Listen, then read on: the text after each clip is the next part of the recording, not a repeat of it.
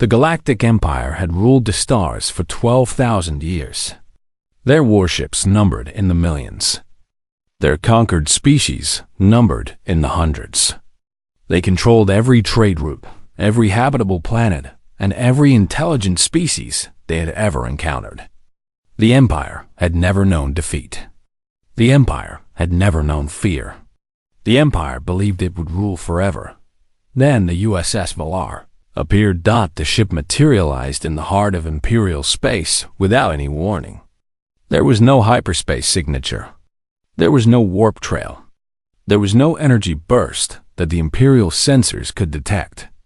One moment, the space was empty. The next moment, a vessel unlike anything the Empire had ever seen was floating right next to one of their major military stations. Captain Daniel Morris stood on the bridge of Earth's first interstellar warship. He was a tall man with calm brown eyes and gray hair at his temples. He had served in the Earth Defense Force for 30 years. He had trained for this moment for the last 15 of those years. He looked at the tactical display and watched his 37 Imperial cruisers scramble to form a defensive perimeter around the station. Commander Katie Sullivan stood beside him. She was his executive officer and his most trusted friend. Her red hair was tied back in a tight bun, and her green eyes were fixed on the sensor readings. She reported that Imperial communications were going crazy with panicked transmissions.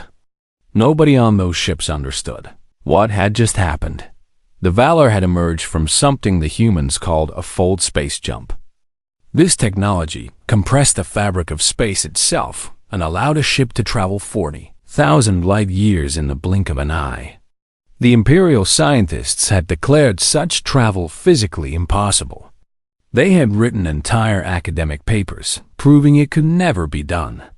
The humans had done it anyway. On the bridge of the Imperial flagship, Admiral Azirath stared at his holographic display in complete disbelief.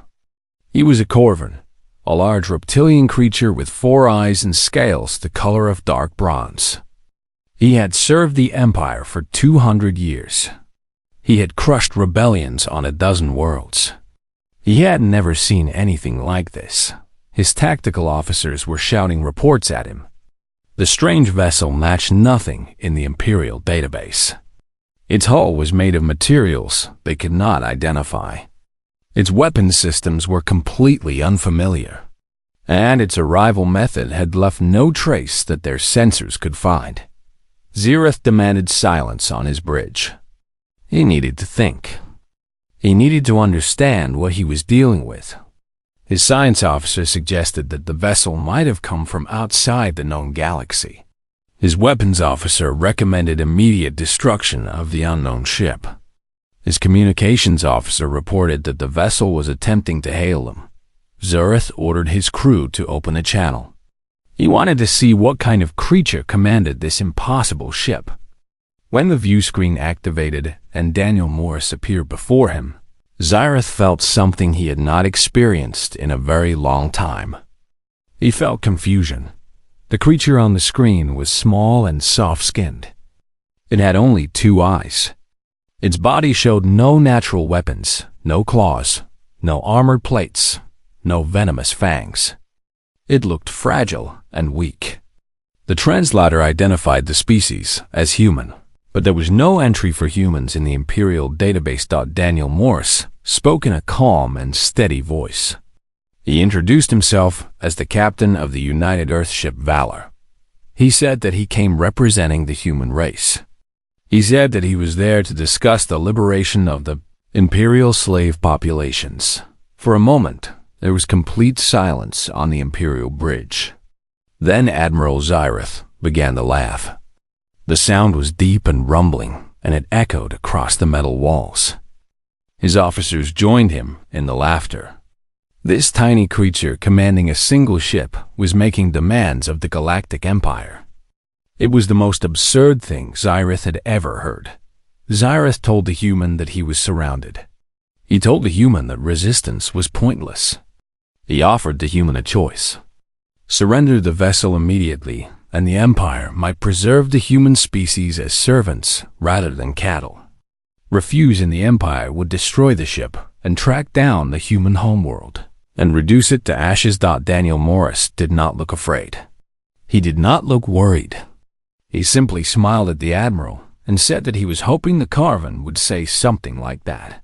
On the Valor, Lieutenant Commander Ryan Burke sat at the weapons console.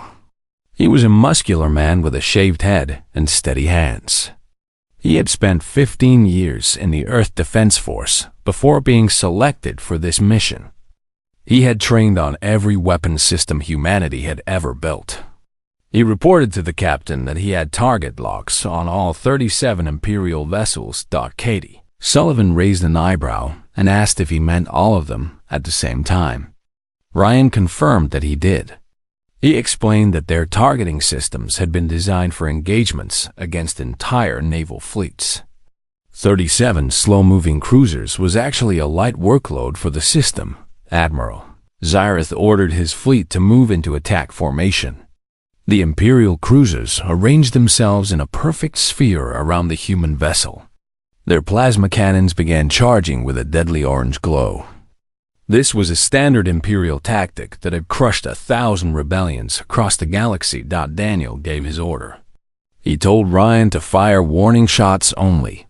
He wanted the Imperial weapons disabled, but he wanted 0 casualties. Ryan acknowledged the order, and his fingers moved across the console. The Valor's railguns fired in perfect synchronization. 37 tungsten rounds accelerated to 12% of the speed of light. 37 precision strikes hit 37 Imperial cruisers in exactly 1.3 seconds.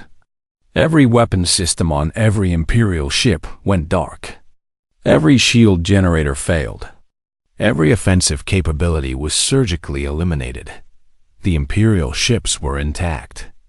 The Imperial crews were alive. But Admiral Zyrith's fleet was now completely defenseless.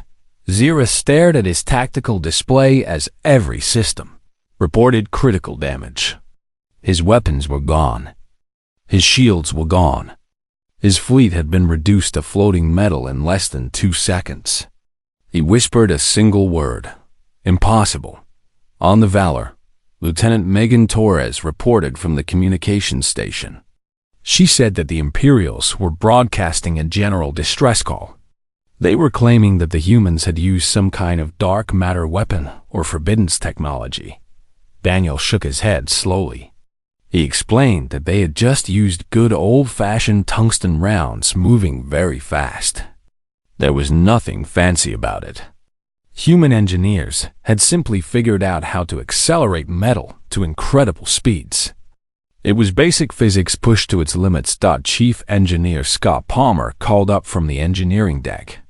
He reported that the full drive was already recharged and ready for another jump whenever the captain needed it. Katie was astonished and asked if it was really ready so quickly. Scott explained that they had jumped 40,000 light years to get here. A few hundred light years to the Imperial capital would be nothing. Daniel looked at the view screen. He looked at the disabled Imperial fleet floating helplessly in space. He looked at the station filled with enslaved species from across the galaxy. Humanity had spent 2 centuries preparing for this moment. They had worked in secret ever since the first Imperial probe had been detected entering the solar system in the year 24/7. Daniel ordered Megan to send a message to Earth Command. He told her to inform them that Phase 1 was complete.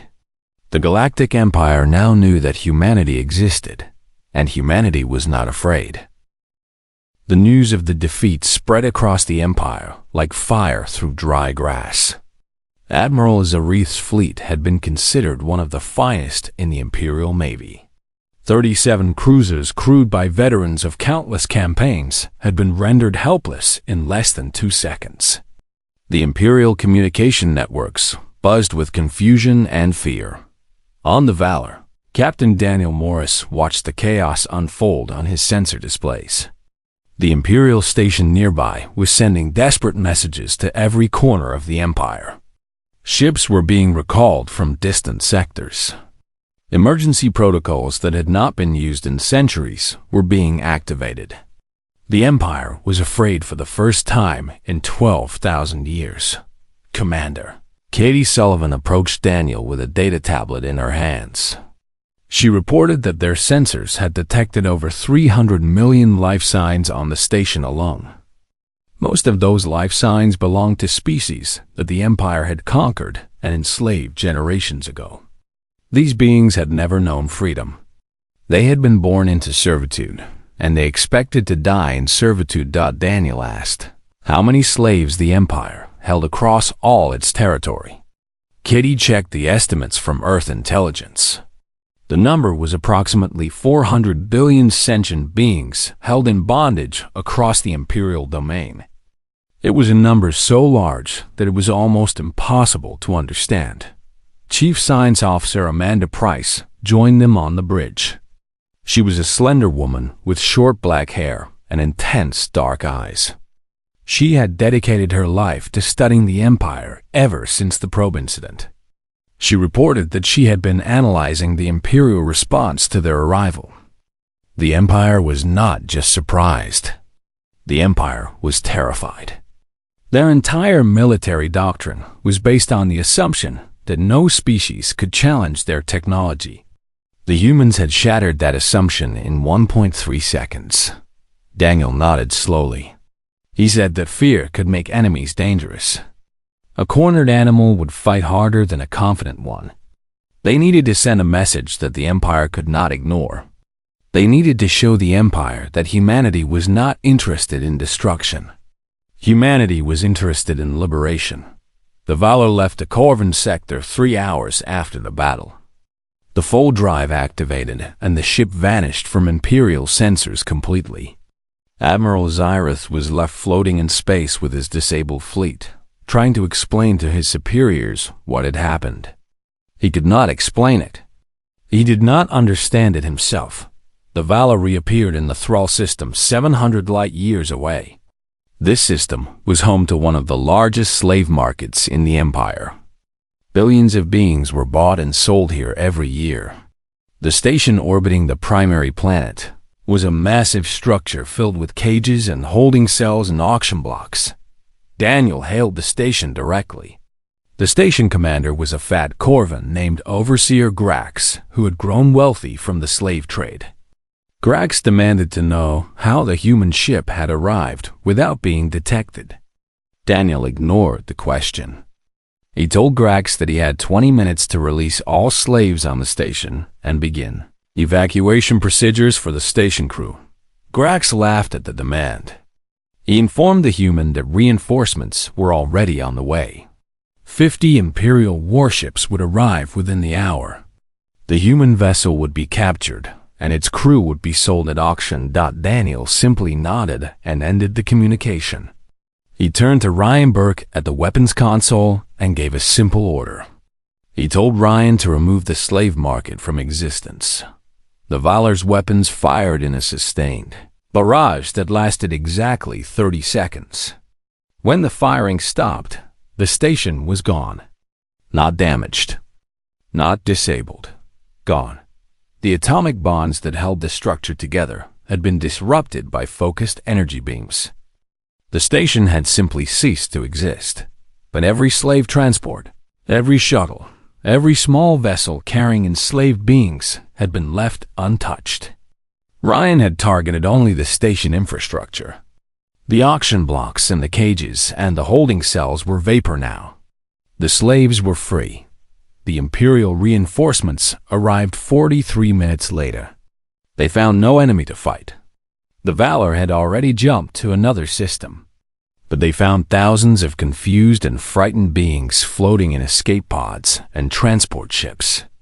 They found beings who had been slaves their entire lives, suddenly discovering that their masters were dead and their chains were broken. Over the next 2 weeks, the Valor visited 14 more Imperial systems.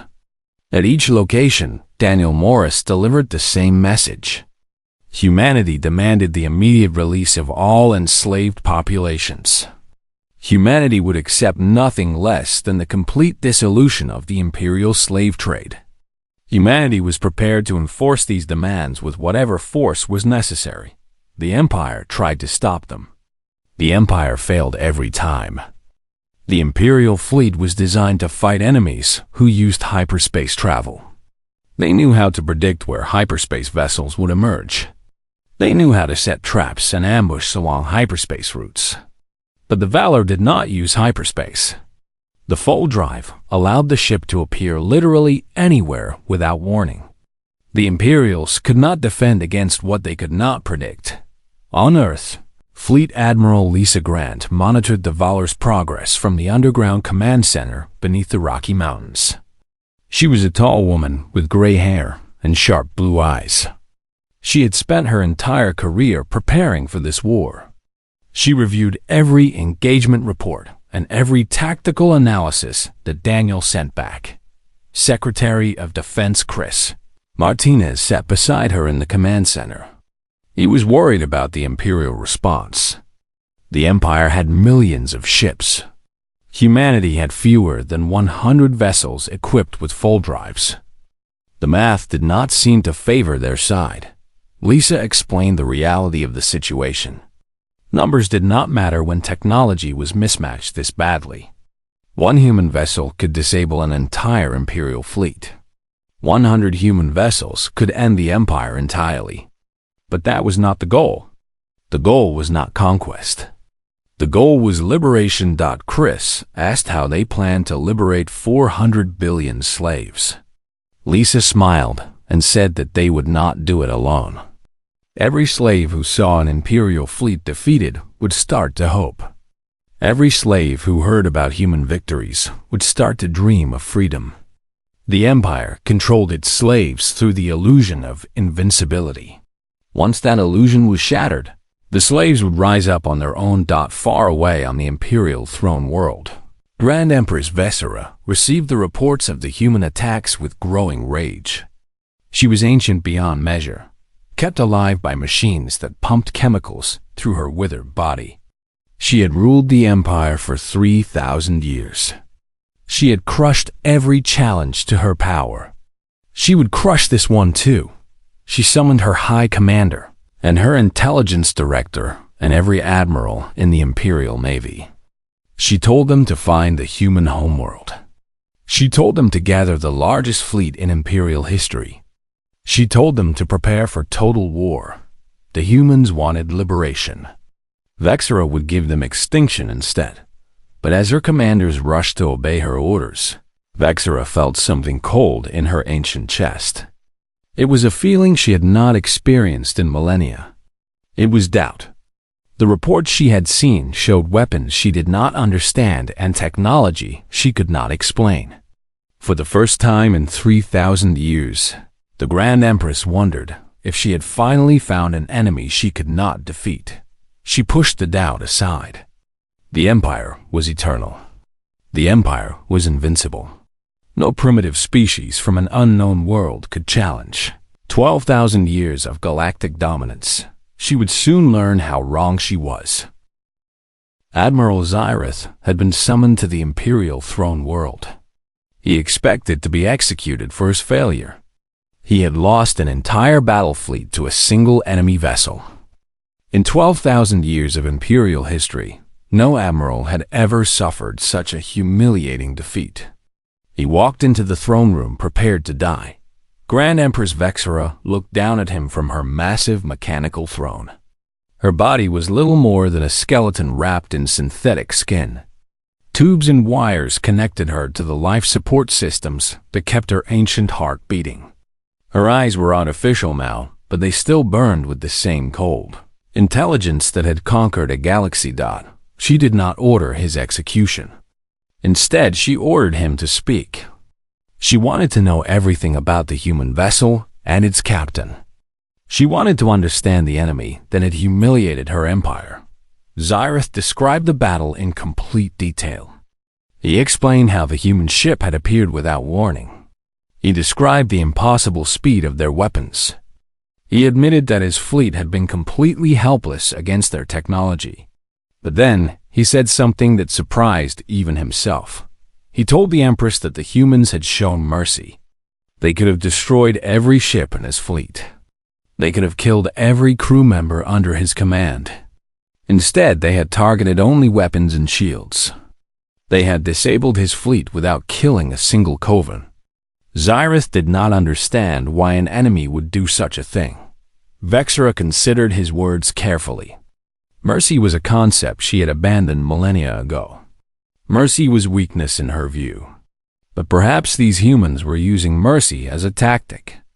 Perhaps they were trying to make the Empire doubt itself.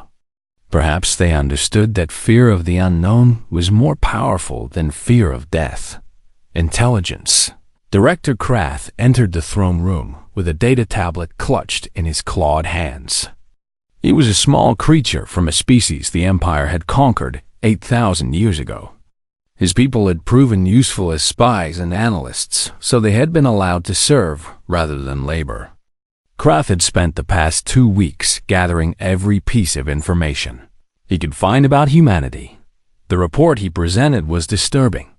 Humans came from a small planet called Earth in a distant arm of the galaxy. They were a young species whose civilization was barely 10,000 years old. Their industrial age had begun less than 3 centuries ago. By every measurement the Empire used, they should have been primitive creatures barely capable of space travel. Instead, they had developed technology that surpassed anything the Empire had achieved in 12 millennia. Their full drive allowed instantaneous travel across any distance. Their weapons fired projectiles at speeds the Imperial shields could not stop. Their ships were made of materials the Imperial scientists could not identify. Vexera demanded an explanation. How had such a young species advanced so quickly? Krath did not have a complete answer, but he had a theory. He said that humans appeared to be driven by something the Empire had never seen before. They called it competition. Humans constantly struggled against each other and against their environment. They formed rival nations and fought devastating wars. They pushed the boundaries of science and engineering in ways that seemed almost obsessive. Every challenge they faced seemed to make them stronger rather than weaker. Krath showed the Empress records of human history. In a single century, humans had fought 2 global wars that killed hundreds of millions of their own kind. Any other species would have collapsed into ruin after such destruction. Humans had emerged from those wars more powerful than before. Each conflict had driven new innovations. Their weapons technology had advanced more during their world wars than Imperial technology had advanced in 5,000 years. Hi, Commander Torvax spoke for the first time. He was a massive Corvan warrior covered in battle scars. He asked a simple question. Why had the Empire never encountered humans before now? Krath pulled up another file on his tablet. In the year 2047 by human counting, an Imperial seeding probe had entered the human solar system. These probes were sent to primitive worlds to prepare their populations for eventual conquest. The probe carried a biological agent designed to make the target species more compliant and easier to control. The humans had detected the probe. They had tracked it across their solar system. They had shot it down before it could complete its mission. Then they had recovered the wreckage and reverse-engineered every piece of technology they found inside. Vexera understood immediately. The Empire had tried to domesticate humanity before they became a threat. The Empire had failed, and the humans had used Imperial technology as the foundation for their own advancement. Everything the Valor carried was built on secrets the Empire had accidentally given them. On the Valor, Chief Science Officer Amanda Price was explaining the same history to Captain Daniel Morris. She had completed a genetic analysis of every species they had encountered in Imperial space. The results confirmed what Earth intelligence had long suspected. Every species in the Empire showed signs of genetic tampering. The Corvan had been engineered for obedience centuries ago. Natural aggression had been bred out of their population over generations. The Thrall were even worse. Their entire capacity for independent thought had been suppressed through careful manipulation of their breeding. The Empire did not just conquer species. It domesticated them. It turned proud civilizations into docile herds that would never challenge imperial authority. Every slave in the Empire was the product of this systematic destruction of free will. Daniel asked what would have happened if the probe had succeeded in 2047. Amanda looked at him with sad eyes. She said that humanity would have become like the others. Within a few generations, humans would have lost their drive and their creativity and their stubborn refusal to accept limits. They would have welcomed the Empire as masters rather than fighting back. Katie Sullivan had been listening quietly. She spoke in a voice tight with anger. She said that the Empire had tried to make humanity into something it was not. The Empire had tried to break the human spirit before humans even knew the Empire existed.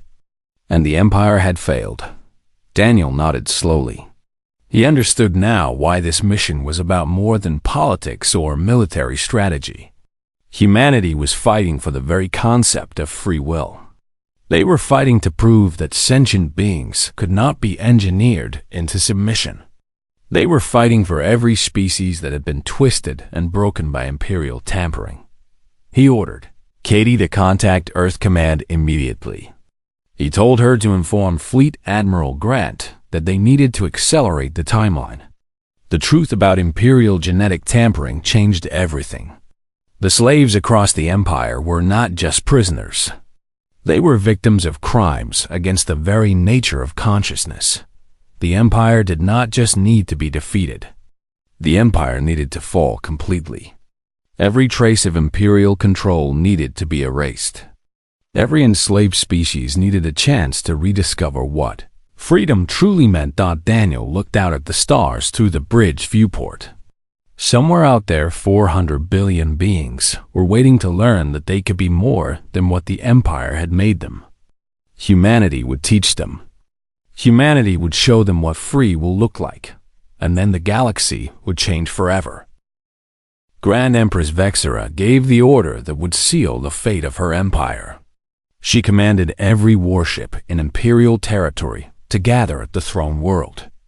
She demanded that the largest fleet in galactic history be assembled within 30 days. She intended to crush humanity with overwhelming force. Ships began arriving from every corner of the Empire. The battle cruisers that had patrolled the outer territories for centuries abandoned their posts. Destroyer squadrons that had enforced Imperial law on conquered worlds packed their weapons and jumped to hyperspace. Transport vessels carried millions of soldiers from garrison duties to the mustering points around the throne world. By the end of the month, 11,000 warships orbited the Imperial capital. It was a display of military might that had never been seen before in recorded history. The ships formed a wall of metal and weapons that stretched across the void like an artificial ring around the planet. Every vessel was fully armed and crewed by veterans of the Imperial military. High Commander Torvax stood on the bridge of his new flagship and looked upon his assembled fleet. He felt pride swelling in his scaled chest. No enemy could stand against such power. The humans might have superior technology, but they could not have more than a handful of ships. Numbers would overwhelm quality. The Empire would prevail as it always had. But Torvax kept his doubts hidden behind his confident exterior. Admiral Zyrith's words haunted him. The human captain had looked into Imperial eyes and showed no fear. The humans had demonstrated mercy when they could have demonstrated destruction. These were not the actions of a desperate enemy. These were the actions of a predator so confident in its power that it did not need to prove anything. On Earth, the human fleet was making its own preparations. Fleet Admiral Lisa Grant stood in the massive hangar beneath the Rocky Mountains and watched as the final vessels were loaded with supplies and ammunition. 47 ships carrying the most advanced weapons humanity had ever built were preparing for the greatest battle in human history. The ships were not large by Imperial standards. The biggest human vessel was less than half the size of an Imperial battlecruiser. But size was meaningless when technology was so mismatched. Each human ship carried railguns capable of accelerating tungsten projectiles to a significant fraction of the speed of light.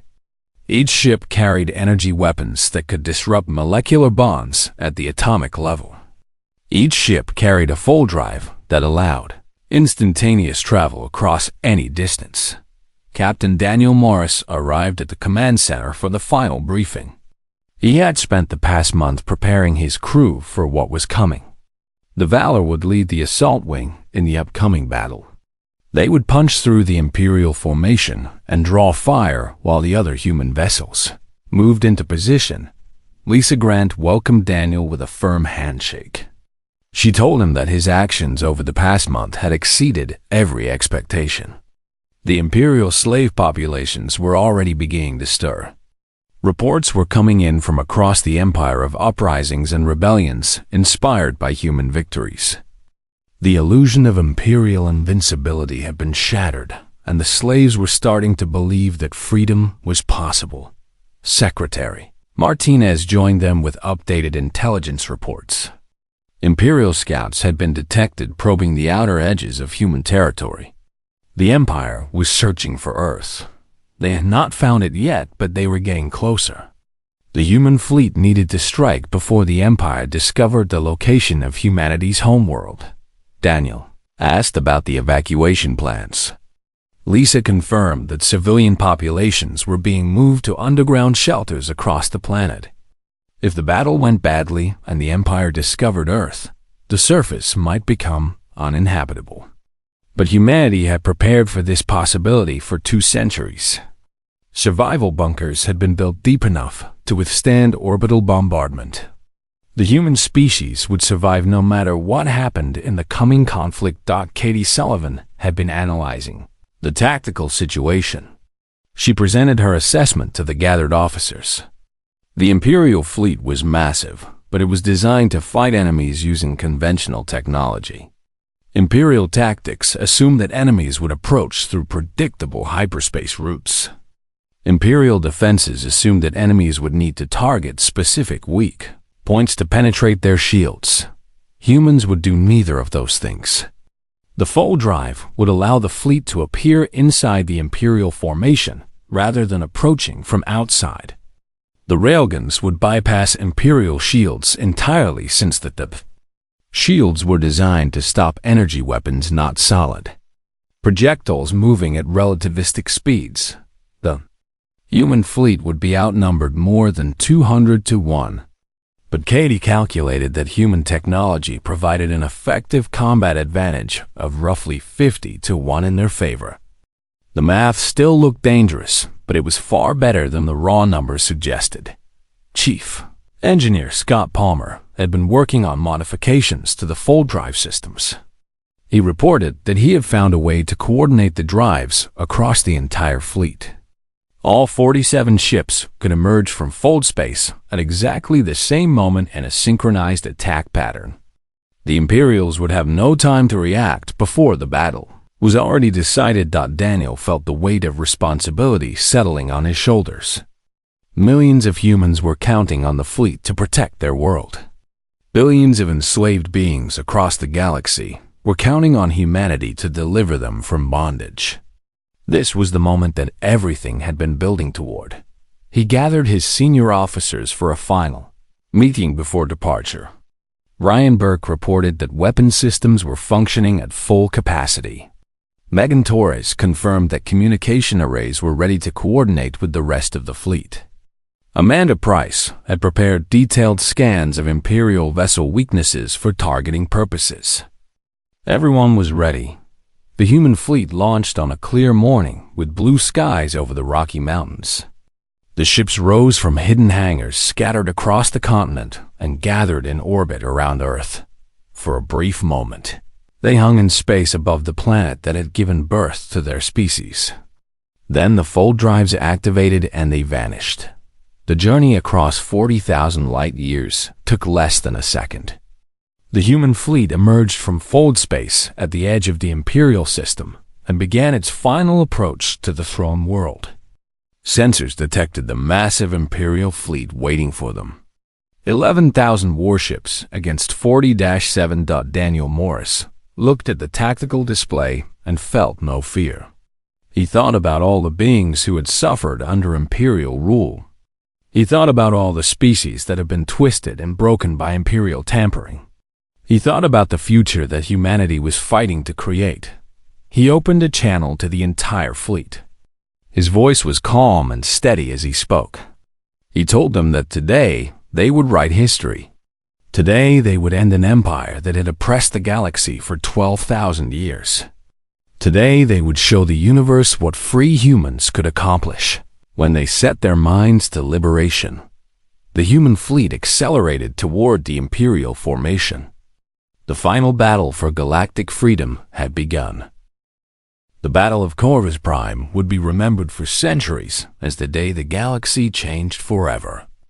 Military historians would study it for generations, trying to understand how 47 ships defeated 11,000. The answer was simple. Technology and determination had proven more powerful than numbers and fear. Admiral Lisa Grant commanded the human fleet from the bridge of the USS Liberty. Her ship emerged from fold space at the center of the Imperial formation, rather than approaching from outside. The Imperial commanders had expected the humans to attack from a distance. They had positioned their ships to create overlapping fields of fire against an approaching enemy. Instead, the enemy appeared among them like ghosts, materializing from empty air. The Imperial fleet fell into chaos immediately.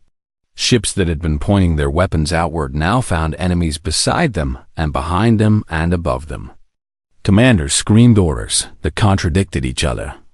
Vessels tried to turn and target the human ships, but their movements brought them into collision courses. With their own allies, Captain Daniel Morris led the first assault wing directly at the Imperial command ship. The Valor punched through the formation like a bullet through paper. Its railguns fired in continuous bursts, each shot precisely calculated to disable rather than destroy whenever possible. Humanity had come to liberate the galaxy, not to commit genocide against Imperial species. Commander Katie Sullivan coordinated targeting solutions across multiple vectors. Her voice remained calm and steady as she directed fire against Imperial weapon systems and shield generators. Every shot that Reinberg fired hit exactly where she told him to aim. The Imperial ships fell dark one after another as their offensive capabilities were surgically removed. Hi, Commander Torvax watched flagship as the human vessels tore through his fleet. He had commanded Imperial forces for over a century. He had crushed rebellions that seemed impossible to defeat. But he had never seen anything like this. The humans moved with a precision and coordination that seemed almost supernatural. He ordered his ships to concentrate fire on the nearest human vessel. 200 Imperial cruisers turned their weapons on the USS Horizon and fired everything they had. Plasma beams and fusion missiles and particle cannons all struck the small human ship at the same moment. The Horizon's shields flickered under the assault. For a moment, it seemed like the ship would be destroyed. Then it returned fire with a single weapon that High Commander Torvax had never seen before. The beam was invisible, except for a slight distortion in space where it passed. When it struck his flagship, the entire forward section simply vanished. Torvax died instantly as the atmosphere on his bridge evacuated into space. His last thought was one of strange admiration. The humans were magnificent. The battle lasted 4 hours, but the outcome was decided in the first 20 minutes.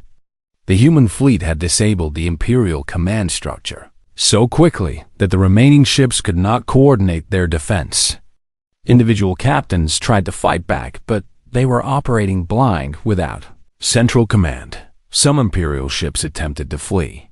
The fold drives on the human vessels allowed them to pursue and intercept any retreating enemies. Some Imperial captains chose to surrender rather than face destruction. Daniel Morris accepted every surrender and directed the captive vessels to hold position until the battle was complete. By the end of the fourth hour, 7,000 Imperial ships had been disabled or destroyed. 43 human vessels remained combat effective. The largest fleet in galactic history had been broken by a force that was outnumbered more than 200 to 1. Grand Empress Vexera watched the battle from her throne room through holographic displays. She saw her empire crumble in real time. She saw 12,000 years of conquest and domination reduced to floating wreckage and surrendered crews. She felt something she had not experienced in 3 millennia. She felt despair. Human Marines began landing on the throne world within hours of the fleet's defeat. They descended from dropships in armored suits, carrying weapons that hummed with deadly energy. They moved through the Imperial capital with precise coordination, securing government buildings and military installations. Sergeant Nicole Webb led the assault team that breached the Imperial Palace. She had volunteered for this mission because she understood what it meant. She had studied the Empire for 20 years. She knew every detail of its crimes against sentient life. Walking into the throne room of the Grand Empress felt like the culmination of her entire existence. Vexera's guards surrendered without fighting. They had seen what happened to the Imperial fleet. They had no desire to share the fate of High Commander Torvax. They dropped their weapons and stepped aside as Nicole approached the ancient throne. The Empress looked down at the small human standing before her. Nicole Webb seemed so fragile compared to the massive Koran guards who had protected Vexera for centuries. But there was something in the human's eyes that made the Empress understand why her empire had fallen. Nicole announced that Grand Empress Vexera was under arrest for crimes against sentient life. The Galactic Empire was dissolved effective immediately. All enslaved populations were hereby declared free. The human woman's voice echoed through the throne room with absolute authority. Vexera asked a single question. She wanted to know how humanity had become what it was. She wanted to understand how a species so young had defeated an empire so ancient. Nicole considered the question carefully. Behind her, through the shattered windows of the palace, she could see the lights of celebrating cities. Slaves were realizing that their chains had been broken. Beings who had known only servitude for generations were discovering that freedom was finally real.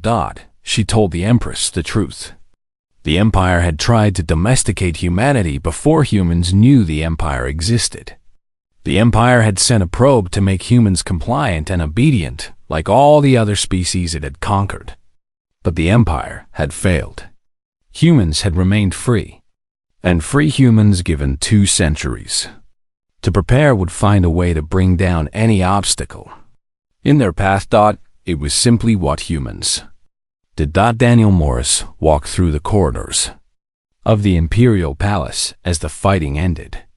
Katie Sullivan walked beside him. Her uniform was stained with smoke and sweat from hours of coordinating the assault. She looked exhausted, but her eyes shone with satisfaction. She said that they had done it. They had actually done it. The Galactic Empire was finished. Daniel nodded slowly. He told her that the hard part was only beginning. They needed to build something better now. They needed to make sure the Empire's fall did not create chaos that would lead to more suffering. 400 billion beings needed help rediscovering what it meant to be free. Katie asked if he thought humanity could manage such a task. Daniel smiled and said that humans would figure it out. They always did. Across the galaxy, on 1,000 worlds, beings who had known only servitude looked up at the sky and felt hope for the first time in their lives. The news spread faster than light through every communication system in existence. The Empire had fallen. The humans had come. Freedom was real. A new era had begun. The galaxy would never be the same. And humanity stood ready to help build a future where every sentient being could determine their own destiny. The stars themselves seemed to shine brighter that night.